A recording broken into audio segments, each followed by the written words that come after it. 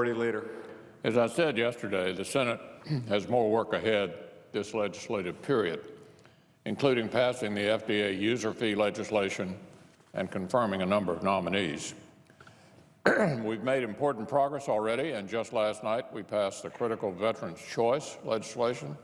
That bill, which is now on its way to the President's desk, will allow many veterans to bypass long wait and travel times at VA facilities by assessing private care.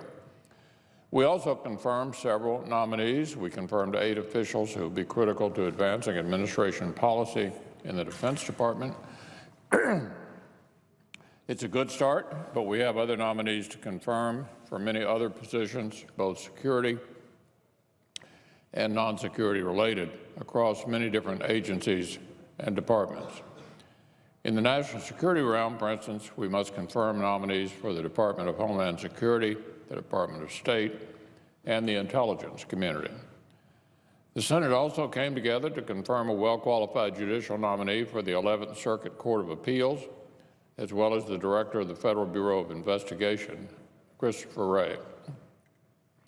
The position of FBI Director is one of great importance when it comes to protecting the American people, especially at a time when we face a range of threats both at home and abroad.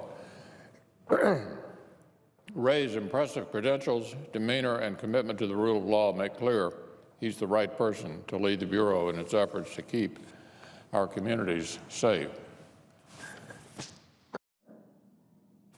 The work of an FBI director is difficult, but I'm confident Wray is capable of shouldering this important responsibility and that he'll lead the FBI with the strength and professionalism the position demands. So our work on nominees continues today. We will, for instance, take a procedural vote on a nomination for the National Labor Relations Board later this morning, but there is more to do. I was pleased to hear the Democratic leader reaffirm his interest in working with us now to clear more nominees before the conclusion of this work period. Many of these nominees have been held up far too long, leaving the administration without a number of key officials at various agencies. I look forward to our Democratic colleagues working with us to finish up the FDA user fees legislation that I mentioned earlier as well.